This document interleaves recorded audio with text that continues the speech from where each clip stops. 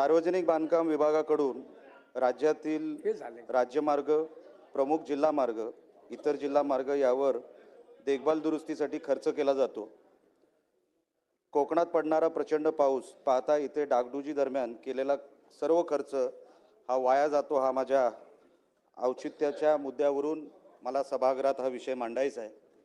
साहेब, या वर्षी कोकणामध्ये पाऊस साधारण मे 19च्या दरम्यान पडला आणि तो नोव्हेंबर 9 पर्यंत म्हणजे जवळपास 6 महिने कोकणामध्ये भरपूर पाऊस होता, मोठ्या प्रमाणामध्ये पाऊस होता। 6 महिने कोकणामध्ये पाऊस पडला। तुम्ही विचार करा त्या रस्त्यांची अवस्था काय झाली असेल। आम्ही कॉन्ट्रॅक्टरांना जेव्हा विचारतो त्यांच्याकडे काही उत्तर नाही, आम्ही अधिकाऱ्यांना विचारतो त्यांच्याकडे काही उत्तर नाही। 6 महिने पाऊस पडला त्यामुळे काय झालंय, अधिकारी आणि कॉन्ट्रॅक्टर ढगांकडे बोट दाखवतोय। कदाचित अजून पाऊस पडेल या अपेक्षेवर ते लोक आहेत। मागची बिलं काढली गेली नाही सार्वजनिक बांधकाम विभागातून, म्हणून अजूनपर्यंत नवीन कॉन्ट्रॅक्ट घ्यावा की न घ्यावा कॉन्ट्रॅक्टरांना पडलेला हा प्रश्न आहे। आणि जर मागचीच बिलं भरली गेली नाही, दुरुस्तीला पैसे येऊन सुद्धा आपल्या सरकारने दुरुस्तीला पैसे दिले, पाऊस जास्त पडला, तो खर्च पडला नाही, कॉन्ट्रॅक्टरला कारण मिळालं, अधिकाऱ्यांना कारण मिळालं, अशा परिस्थितीमध्ये दुरुस्तीचे पैसे येऊन सुद्धा तिकडे रस्ता झालेला नाही, दुरुस्ती झालेली नाही। महामार्गाचा पण तोच विषय। एमडीआरचे रस्ते साहेब, एमडीआरचे रस्ते असे कधीच खराब झाले नाहीत तेवढे ह्या पावसाळ्यात खराब झाले। दरवर्षी आपल्याला जर रस्ता बनवावा लागेल तर तो रस्ता टिकणार कसा? काही कॉन्ट्रॅक्टरांना आपल्याला ब्लॅकलिस्ट करावं लागेल, काही अधिकाऱ्यांना आपल्याला बंदोबस्त करावा लागेल, नाहीतर दरवर्षी जर दुरुस्तीचा पैसा येऊन फक्त तोच तो रस्ता आपण करणार असणार तर त्या रस्त्याला काय त्याच्यामध्ये क्वालिटी राहते आणि आपण लोकांना काय सांगणार आहोत?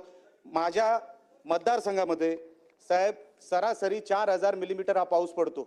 आम्ही तर रस्ते कसे टिकवायचे? मोठ्या प्रमाणामध्ये टुरिस्ट तिकडे येतो, मोठ्या प्रमाणामध्ये वाळू वाहतूक तिथे होते, डंपर वाहतूक तिथे होते। अशा परिस्थितीमध्ये जर आपण रस्त्याची क्वालिटी, जिथे पाऊस 4 इंच पडत नाही त्या ठिकाणी आपण तेच निकष जर कोकणाच्या रस्त्यांना आपण लावणार असू तर ते रस्ते टिकणार नाही। दरवर्षी सरकार पैसे देऊन सुद्धा आपल्याला ते रस्ते जर टिकवता आलं नाही तर ती चूक आपली आहे असं मला वाटतं।